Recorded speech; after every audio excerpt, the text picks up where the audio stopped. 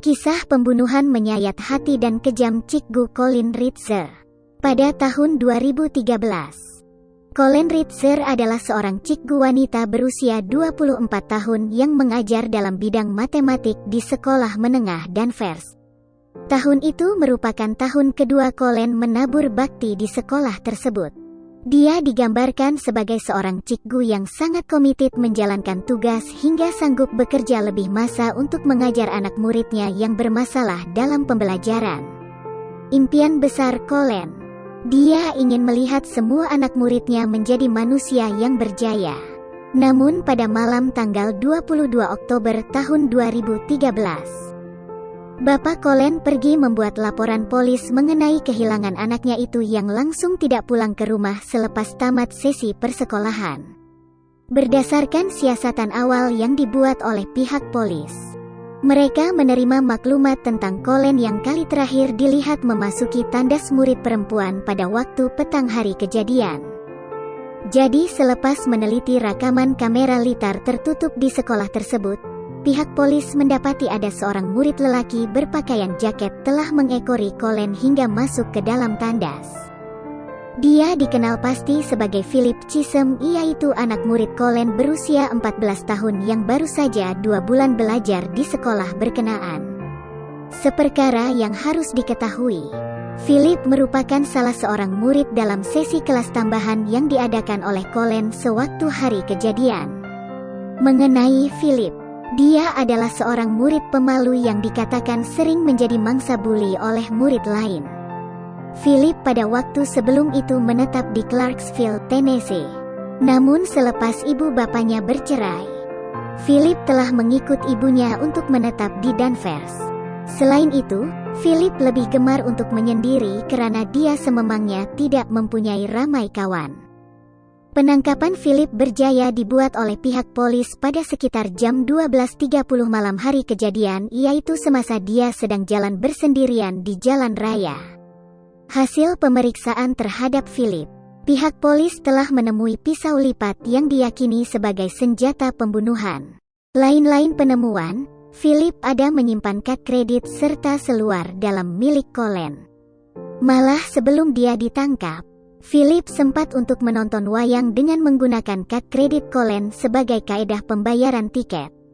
Tidak lama selepas tertangkapnya Philip, mayat Colleen telah ditemui di dalam hutan yang berhampiran dengan sekolah Danvers. Sewaktu penemuan mayat Colleen tersebut, dia didapati berada dalam keadaan bertelanjang dari paras pinggang hingga kaki. Pihak polis juga menemui sekeping nota bertulis, "Aku benci kamu semua," pada mayat Colleen. Menerusi keterangan daripada Philip, dia telah memakai sarung tangan terlebih dahulu sebelum bertindak menyerang Colleen di dalam tandas itu. Colleen bukan saja dicekik, bahkan turut ditikam Philip sebanyak 16 kali dengan pisau pemotong. Tikaman tersebut termasuklah di bahagian perut dan leher Colleen. Sesudah itu, Philip meneruskan aksi kejamnya dengan merogoh Colleen. Selesai berbuat sedemikian, Philip pun keluar dari tandas. 10 menit kemudian, Philip kembali semula ke tandas dengan memakai pakaian lain sambil membawa tong sampah.